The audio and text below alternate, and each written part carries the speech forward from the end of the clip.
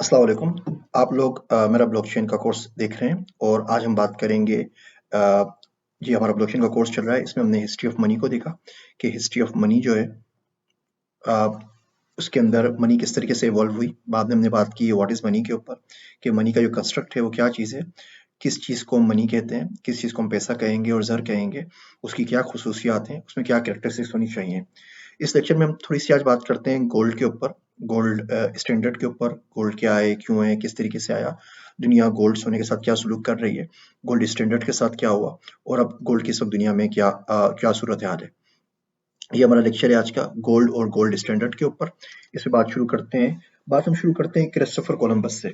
Christopher Columbus ने 1492 में Atlantic की तरफ सफर शुरू किया। तो मशरकी एशिया का रास्ता ढूंढने के साथ साथ सोने की भी तलाश में था।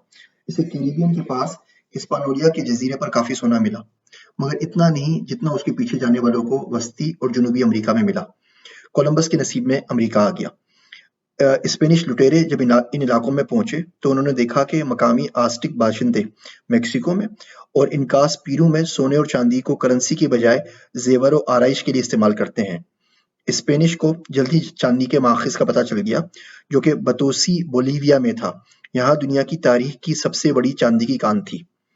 1556 और 1783 के दरमियान यहाँ से 45,000 टन चांदी निकालकर स्पेन भेज दी गई। माइनिंग में मरकरी इस्तेमाल होता था। एहतियाती तदाबीर की अदम मौजूदगी की वजह से हजारों लोग हलाक हुए। लोगों की कमी को पूरा करने के लिए अफ्रीका से गुलाम यहाँ लाए गए बोलीविया के अंदर, जिनकी एक बड़ी तादाद भी हलाक हो गई।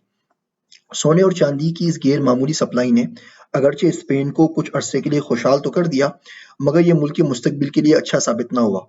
स्पेन ने इस पैसे से कुछ जंगें तो लड़ी, मगर ना कोई तिजारत की, ना हुनर सीखा और ना कुछ काश्त किया। इतने सारे पैसे की वजह से अशिया के नर्क बढ़ गए और अफरात ज़र की वजह से गरीब चीख उठे। कितनी अजीब बात है कि रोम में सोने चांदी की किल्लत से इन्फ्लेशन हुई, तो यहाँ ज्यादती से, क्योंकि जैसा कि हमने पिछली वीडियोस के अंदर देखा था। सोने की बात चल निकली है तो आइए सोने को थोड़ा तफसील से डिस्कस कर लेते हैं। सोने की तलाश, जानकारी, दरियाफ्त और खुदाई में हजारों साल लगाने और हजारों जाने ज़ाय करने के बावजूद दुनिया ने आज तक जितना भी सोना निकाला है वो 65 बाय 65 स्क्वायर फीट के रकबे में समा सकता है, या 20 बाय 20 बाय 20 मीटर के एक रकबे में आ सकता है। एक ओलंपिक के स्विमिंग पूल के हजम जितना जितना एक ओलंपिक का स्विमिंग पूल होता है, पूरी दुनिया का सोना जो आज तक हिस्ट्री में निकला है वो सारे का सारे पूल में समा सकता है। एक अंदाजे के मुताबिक दुनिया ने कुल 1,74,000 टन सोना निकाला है, यानी हर शख्स के हिस्से में 23 ग्राम आया। हम सारा सोना पहाड़ खोद के जमीन की तह से निकालते हैं, इसे साफ करते हैं और फिर दुनिया के किसी फेडरल बैंक के जेर जमीन वॉल्ट में रख देते हैं।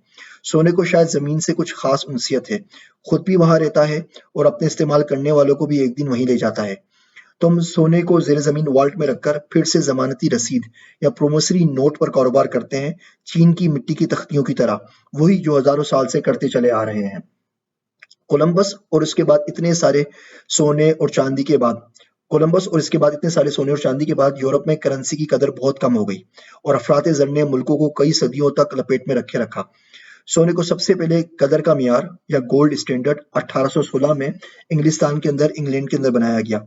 करेंसी नोट का इजरा तो अब तक सदियों से हो रहा था, मगर नोट के पीछे सोने की गारंटी का सिलसिला अब शुरू हुआ और अमेरिका ने 19वीं सदी के अवाइल में इस पर अमल भी किया और ये वो कानून है जिसे दुनिया आज सोने का मयार या गोल्ड स्टैंडर्ड के नाम से जानती है। इन दिनों में कोई मुल्क सिर्फ इतनी ही करेंसी जारी कर सकता था जितना इसके पास सोना हो। मुल्क सोने की कोई रकम तय करता था और फिर करेंसी जारी की जाती थी। मसलन अगर अमेरिका में एक औंस सोना $20 का है, तो इसका मतलब हुआ कि हर एक डॉलर सोने के औंस का 20वां हिस्सा है। कोई भी शख्स मरकजी बैंक में जाकर डॉलर देकर उसकी कदर के मुताबिक सोना ले सकता था। 1930 में माशरी अबतरी के बाद जब वो ग्रेट डिप्रेशन का बहरान आया, दुनिया ने आहिस्ता आहिस्ता सोने के मियार को खैरबाद कह दिया और आज दुनिया में कोई भी मुल्क ऐसा नहीं बचा जहां गोल्ड स्टैंडर्ड बाकी हो, जहां से आपको मरकजी बैंक पैसे लेकर उसके मुतबादिल सोना दे सके।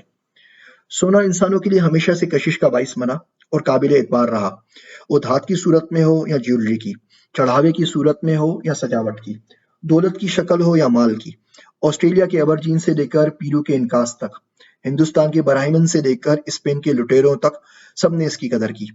मिडिल एजिस में बाज़ंतीनी सल्तनत, जिसको बेज़ंटाइन कहते हैं, बेज़ंटाइन एम्पायर के ज़वाल के साथ ही इन सिक्कों की कदर ख़त्म होती चली गई और दुनिया हल्के-हल्के चांदी या सोने और चांदी दोनों धातुओं की मुश्तरका कदर पर आने लगी और ये सिलसिला अमेरिका की आज़ादी तक चलता रहा।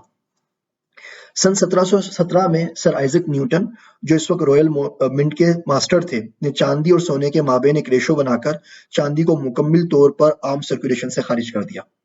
गोल्ड स्टैंडर्ड या सोने के मेयार 3 तरह के होते हैं। गोल्ड स्पीशीज, जिसमें सोने के सिक्के आम सर्कुलेशन में हों, जिसकी बुनियाद पर राइज तमाम करेंसी की कदर मुतय्यन हो। दूसरा गोल्ड बुलियन, जिसमें राइज करेंसी की बुनियाद तो सोना हो मगर सोने के सिक्के सर्कुलेशन में ना हो।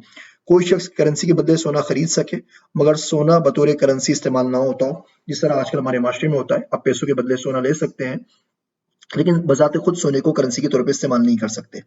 तीसरा गोल्ड एक्सचेंज, जो सिर्फ मुल्कों के माबेन होता है और ये एक मुल्क दूसरे मुल्क की करेंसी की कदर इसके पास मौजूद सोने के ज़खायर के हिसाब से कर सके। 1821 में रॉयल मिंट की गारंटी के साथ इंग्लैंड में गोल्ड स्टैंडर्ड का मयार अपनाया गया। इस वीडियो को यहाँ पे ख़त्म करते हैं। हमने इसमें देखा गोल्ड किस तरीके से मेक्सिको, पीरू से होता हुआ पूरी दुनिया में फैला, गोल्ड स्टैंडर्ड किस तरह आया और जो गोल्ड के 3 मियारात होते हैं, गोल्ड स्पीशीज, गोल्ड बुलियन और गोल्ड एक्सचेंज, वो क्या होते हैं। इसी बात को अगली वीडियो में आगे बढ़ाएंगे। आप सबका शुक्रिया। जज़ाकल्लाह खैर।